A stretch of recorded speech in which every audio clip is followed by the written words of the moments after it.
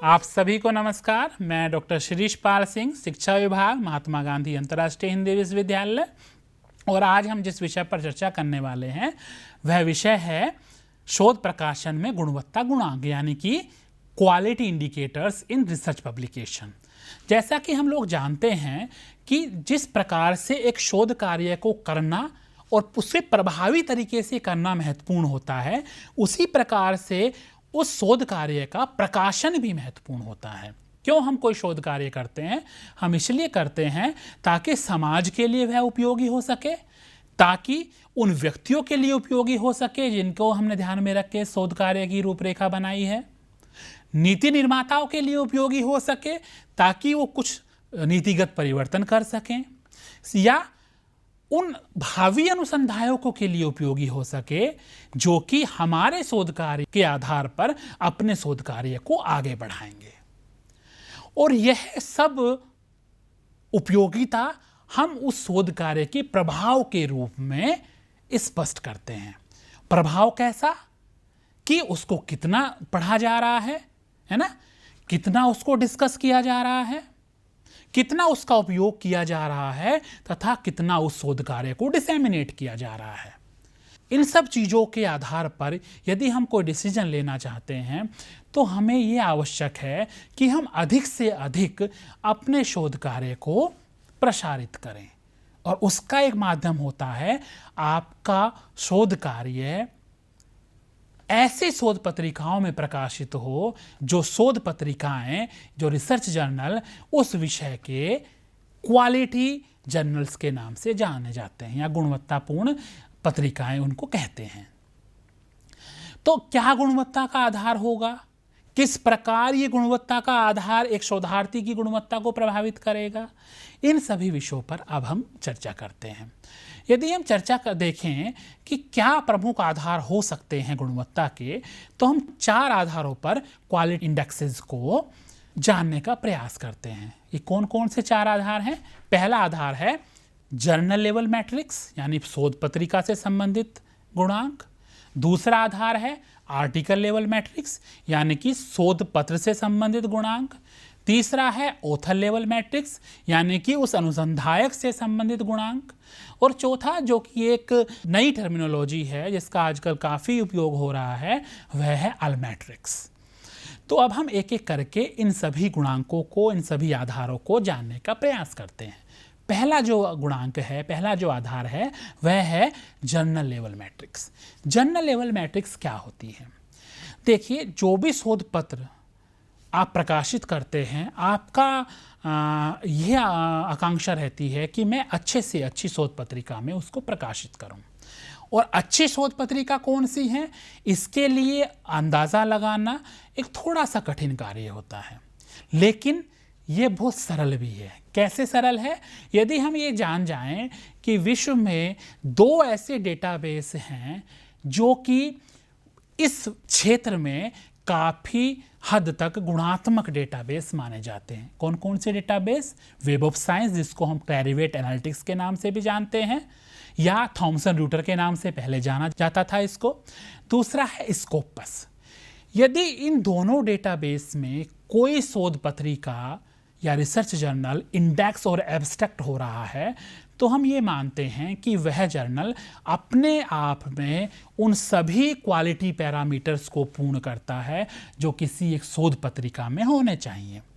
इसमें से जो वेब ऑफ साइंस यानी कि क्लैरिवेट एनालिटिक्स है, उसमें 3 इंडेक्सेस होते हैं। साइंस साइटेशन इंडेक्स, जिसमें विज्ञान विषयों के जो शोध पत्रिकाएं हैं उनको इंडेक्स किया जाता है।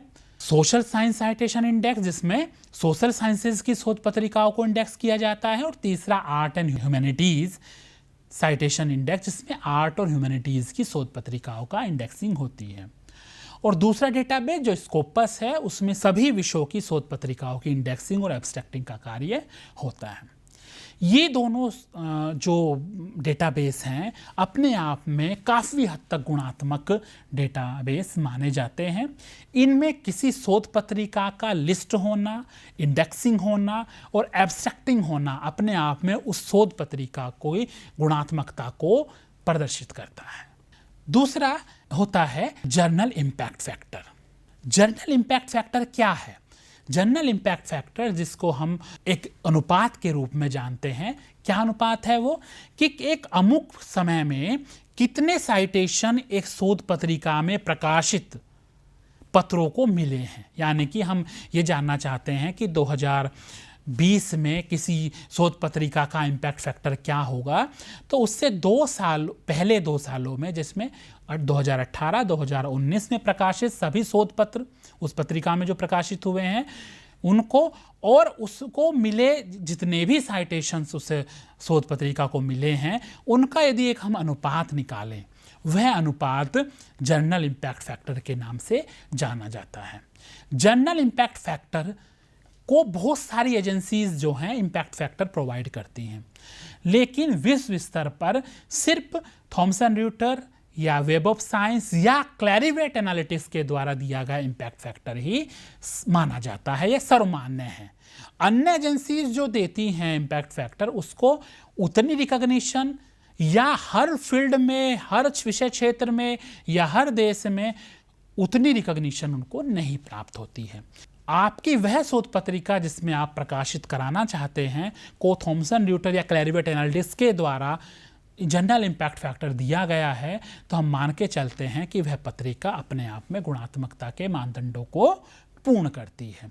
इसी तरीके से स्कोपस के द्वारा भी साइट स्कोर नाम से इंडेक्स दिया जाता है, जो कि एक एवरेज एक साल में कितना उस पत्रिका में प्रकाशित विभिन्न शोध पत्रों, शोध आलेखों को साइटेशन मिले हैं, वह उसको प्रदर्शित करता है। और उसके आधार पर भी उस विषय में क्या कंपैरेटिव जर्नल्स का जो शोध पत्रिकाएं हैं उनका क्या कंपैरेटिव प्लेस है, वो जानने का प्रयास हम कर सकते हैं।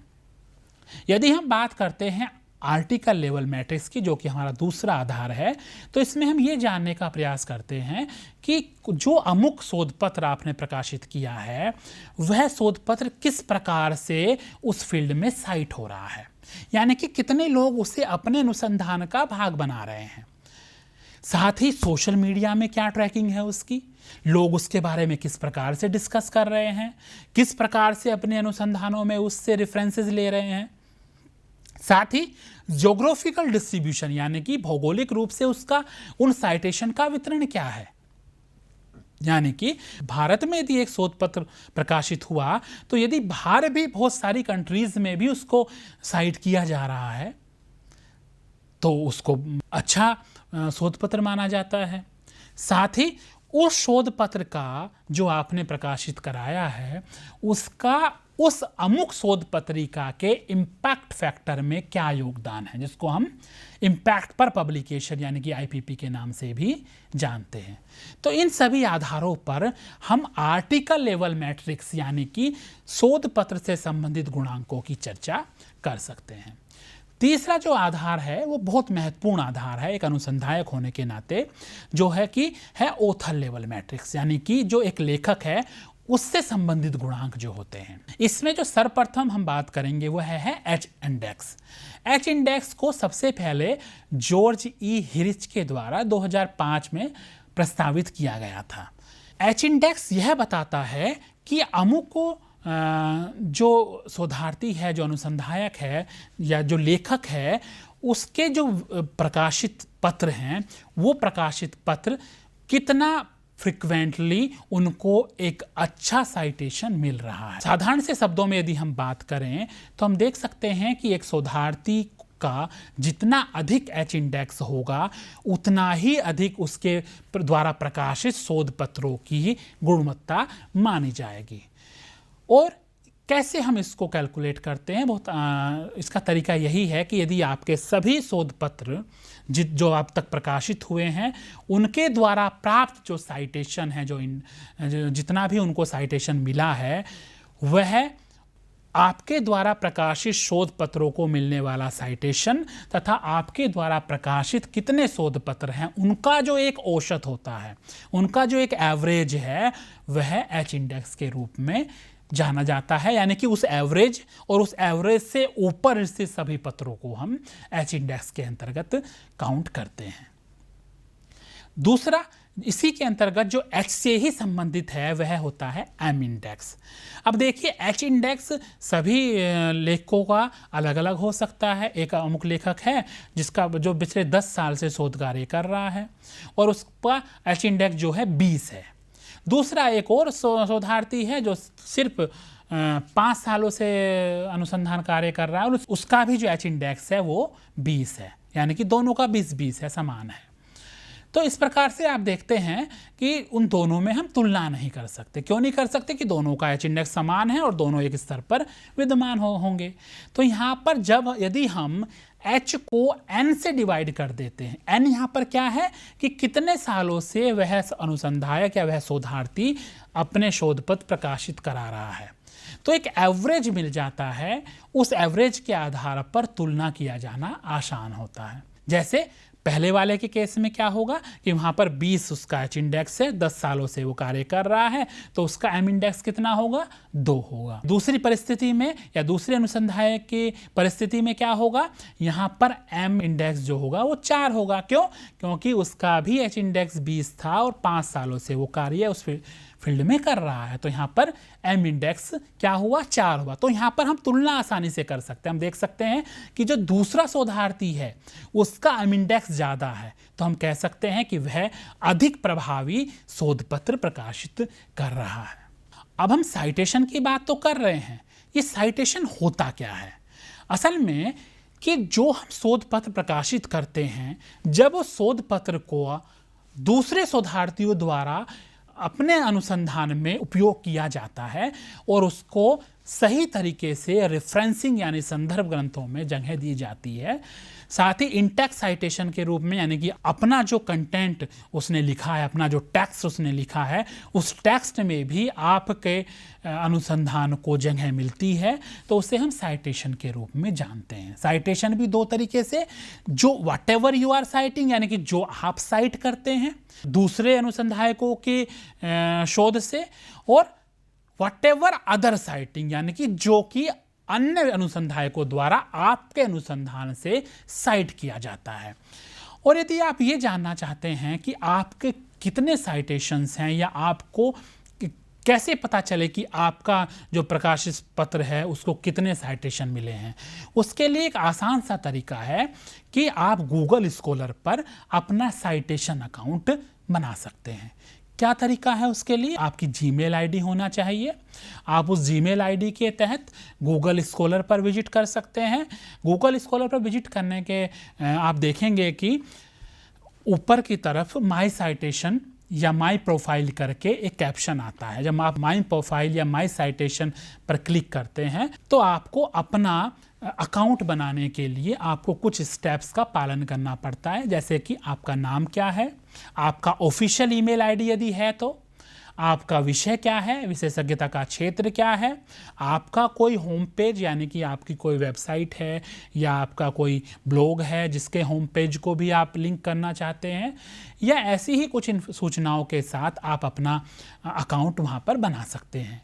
उस अकाउंट को बनाने के पश्चात आप देख सकते हैं कि जितने भी शोध पत्र किसी ऑनलाइन प्लेटफॉर्म पर अवेलेबल हैं, है ना, जिनका कहीं ना कहीं साइटेशन या इंडेक्सिंग हो रही है, वो सभी शोध पत्र आपके अकाउंट में अपने आप आ जाते हैं, या चाहें तो आप उनको सेलेक्ट करके अपने अकाउंट का भाग बना सकते हैं।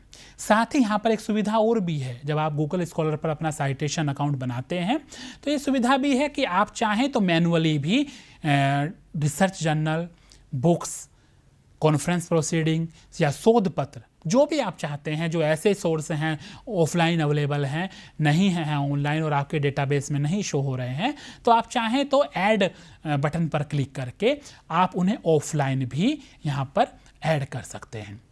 तो जब ये आपका साइटेशन अकाउंट बन जाता है तब आप देखते हैं कि वो सारे गुणांक जो अभी हमने चर्चा की थी H इंडेक्स की, साथ ही आपका जो टोटल कितना साइटेशन है, वो सारे गुणांक आपके प्रोफाइल में अपने आप रिफ्लेक्ट होने लगते हैं। आप चाहें तो वहाँ से उन गुणांकों को देख सकते हैं और उनके गुणांकों से आप रेफरेंस ले सकते हैं।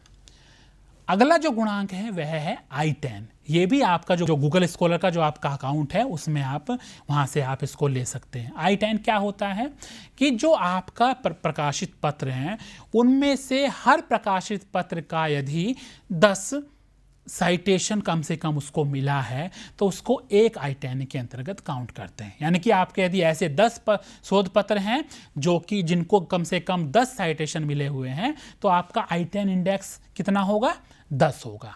तो इस प्रकार से हम देखते हैं कि I10 इंडेक्स भी फ्रिक्वेंटली या किस तरीके से आपके शोध पत्रों को साइटेशन मिल रहे हैं यह टेंडेंसी बताता है और इसको भी एक क्वालिटी इंडेक्स के रूप में हम स्थान देते हैं। अगला जो गुणांक है वह गुणांक है अल्मेट्रिक। ये एक नया सिस्टम है, नया तरीका है जिसमें हम ये जानने का प्रयास करते हैं कि जो आपका शोध पत्र है, जो आपका प्रकाशन है, उसको सोशल मीडिया के बहुत सारे अकाउंट हो सकते हैं, जैसे फेसबुक है, आपके ब्लॉग हैं, ट्विटर है, इसके अलावा रिसर्च गेट अकाउंट आपका होता है या अन्य कोई भी माध्यम, उस माध्यम पर आपके प्रकाशन को कितना वेटेज मिल रहा है, कितनी बार वो डाउनलोड हो रहा है, कितने लोग उसको पढ़ रहे हैं, कितने लोग उसको साइट कर रहे हैं और उसने किस तरीके से कॉग्निशन शोधार्थियों के में किस प्रकार से उसने संज्ञान का विकास किया है। इन आधारों पर भी कुछ गुणांकों की गणना की जाती है जिनको हम अल्मेट्रिक्स के अंतर्गत रखते हैं और इसके आधार पर भी शोध प्रकाशन की गुणवत्ता का हम अंदाजा लगा सकते हैं। यदि हम भारतीय परिस्थितियों की बात करें तो भारतीय परिस्थितियों में पिछले कुछ समय से इस क्षेत्र में काफ़ी परिवर्तन हुए हैं। जैसे शुरुआत में क्या हुआ, 2 साल पहले यूजीसी ने अपनी एक लिस्ट बनाई कि इस लिस्ट में सम्मिलित शोध पत्रिकाओं में ही आप शोध पत्रों का प्रकाशन कर सकते हैं या वही आपके लिए उपयोगी होगा। इसी तरीके से आप देखें तो उसके बाद फिर दूसरी लिस्ट आई और वर्तमान में जो परिस्थिति है उसमें यूजीसी केयर पोर्टल नाम से एक पोर्टल बनाया है यूजीसी ने, जिसका नाम है UGC consortium of academic and research ethics. इस केयर पोर्टल में जो शोध पत्रिकाएं सम्मिलित हैं उन शोध पत्रिकाओं को ही वेटेज दिया जाता है। हालांकि एक अन्य आधार भी है वेटेज का कि किसी शोध पत्रिका का रेफर्ड होना या पीयर रिव्यूड होना भी काउंटेबल है, उसको भी सम्मिलित किया जाता है, लेकिन जो प्राथमिक रूप से महत्व दिया जाता है वह महत्व उन सभी शोध पत्रिकाओं को दिया जाता है जो कि यूजीसी केयर पोर्टल में लिस्टेड है। यूजीसी केयर पोर्टल में भी 2 लिस्ट अवेलेबल हैं जिसमें ग्रुप ए के अंतर्गत वे सभी जर्नल्स, वे शोध पत्रिकाएं सम्मिलित हैं जिनको यूजीसी केयर प्रोटोकॉल के माध्यम से, यानी कि जो यूजीसी केयर की टीम ने जो एक प्रोटोकॉल बनाया है नए शोध पत्रिकाओं को इस पोर्टल पर सम्मिलित करने का, उस प्रोटोकॉल का पालन करने वाले समझ जर्नल लिस्ट ए के अंतर्गत आते हैं और लिस्ट 2 के अंतर्गत वे समझ जर्नल आते हैं जो कि ग्लोबली रिकॉग्नाइज डेटाबेस में सम्मिलित हैं।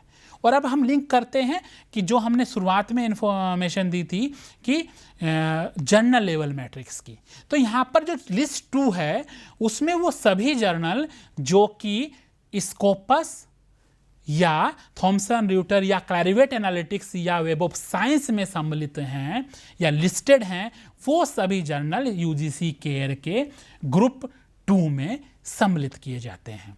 तो इस प्रकार से हम देखते हैं यदि हमें शोध पत्र को प्रकाशित कराना है तो हम पीयर रिव्यूड रेफर्ड जर्नल्स में भी शोध पत्र को प्रकाशित कर सकते हैं, लेकिन हमारा जो ध्यान रहे वह यही रहे कि यदि वो शोध पत्रिकाएं यूजीसी केयर पोर्टल से लिस्टेड हैं या यूजीसी केयर पोर्टल में सम्मिलित हैं तो हमें उन्हें प्राथमिकता देनी चाहिए। अब हम ये देखते हैं कि यदि हमें किसी शोध पत्रिका का चयन करना है तो क्या आधार हैं। यदि हम समराइज करें इस बात को तो हमें देखना चाहिए कि उस शोध पत्रिका को ISSN मिला हुआ हो या वह शोध पत्रिका पीयर रिव्यू प्रोसेस का पालन कर रही हो। दूसरा, शोध पत्रिका ऑनलाइन प्लेटफॉर्म पर हो तो और अच्छा होता है। क्यों? क्योंकि ऑनलाइन प्लेटफॉर्म पर होगा तभी साइटेशन और ये सभी गुणांकों की गणना संभव हो पाएगी। उस शोध पत्रिका का इंडेक्स हो रहा हो कहीं ना कहीं। अब ऐसा नहीं है कि दो जो मैंने इंडेक्स एजेंसी बताई हैं क्या सिर्फ उन्हीं में ही जर्नल्स को इंडेक्स किया जाता है। ऐसे बहुत सारे इंडेक्सिंग एजेंसीज हैं जिनमें जर्नल्स को इंडेक्स किया जाता है। तो उस शोध पत्रिका का कहीं ना कहीं इंडेक्स हो रहा हो। अगला स्टेप है कि उस शोध पत्रिका तथा उस प्रकाशन को जो कि आप प्रकाशित कराना चाहते हैं उसको DOI नंबर भी कम से कम वह पत्रिका प्रदान करती हो, DOI डिजिटल ऑब्जेक्ट आइडेंटिफायर। अगला पद है वह पत्रिका स्कोपस डेटाबेस में सम्मिलित हो। और आगे बढ़ें तो हम कह सकते हैं कि वह शोध पत्रिका क्लैरिवेट एनालिटिक्स या वेब ऑफ साइंस या थॉमसन र्यूटर के डेटाबेस में सम्मिलित हो। और अंततः यदि हम बात करें इसी डेटाबेस के द्वारा उसको कोई ना कोई इम्पैक्ट फैक्टर दिया गया हो। हालांकि इन सभी आधारों के साथ एक कुछ ऐसी कंडीशंस हैं जो कि जुड़ी हुई हैं। क्या कंडीशंस हैं ऐसी कि यदि हम भारतीय भाषाओं की बात करें, हिंदी के जर्नल हैं या मराठी या गुजराती भाषा के जो शोध पत्र हैं उनको इन डेटाबेस में जगह नहीं मिलती है। यहाँ पर जो प्राइमरी जो भाषा है वह प्राथमिक भाषा है वह अंग्रेजी है, यानी कि अंग्रेजी के ही शोध पत्र पत्रिकाओं को इन डेटाबेस में जगह मिलती है। लेकिन ऐसा UGC के संदर्भ में ऐसा बिल्कुल भी नहीं है। वहाँ पर हर भाषा के जर्नल को उस लिस्ट में इंक्लूड किया गया है। तो आज हमने ये जानने का प्रयास किया कि 4 प्रमुख आधार होते हैं। एक आधार जर्नल लेवल मैट्रिक, जिसमें ये जाना कि स्कोपस और थॉमसन र्यूटर ऐसे 2 डेटाबेस हैं जिनमें यदि कोई शोध पत्रिका इंक्लूडेड है, इंडेक्सिंग हो रही है उसकी, तो वह अपने आप में गुणवत्ता के पैमानों को पूर्ण कर रही होती है। दूसरा आधार हमने ये जाना कि आर्टिकल लेवल मैट्रिक्स, यानी कि जो अमुक शोध पत्र है उससे संबंधित कौन कौन से गुणांक हो सकते हैं। एक शोधार्थी से संबंधित या एक लेखक से संबंधित कौन कौन से गुणांक हो सकते हैं, जिनमें महत्वपूर्ण होता है H index, M index, I10 index और उसका टोटल साइटेशन। साथ ही ये भी जानने का प्रयास किया कि परिस्थितियों के अनुसार अब सोशल मीडिया पर या सोशल प्लेटफॉर्म्स पर अब उस प्रकाशन का कितना महत्व दिया जा रहा है, ये भी एक अच्छे शोध प्रकाशन के गुणों में सम्मिलित होता है। साथ ही यह भी एक गुणांक होता है कि आपके जो शोध पत्र प्रकाशित हुए हैं उनका टोटल इम्पैक्ट क्या है। यानी कि आपने यदि 10 शोध पत्र प्रकाशित किए हैं और 10 विभिन्न पत्रिकाओं में किए हैं तो उनका जो क्युमुलेटिव इम्पैक्ट फैक्टर है वो कितना है, वो भी एक शोधार्थी होने के नाते आपके लिए महत्वपूर्ण होता है। तो इस प्रकार से आज हमने शोध प्रकाशन से संबंधित विभिन्न गुणांकों को जानने का प्रयास किया। एक बार पुनः आप सभी को नमस्कार, धन्यवाद।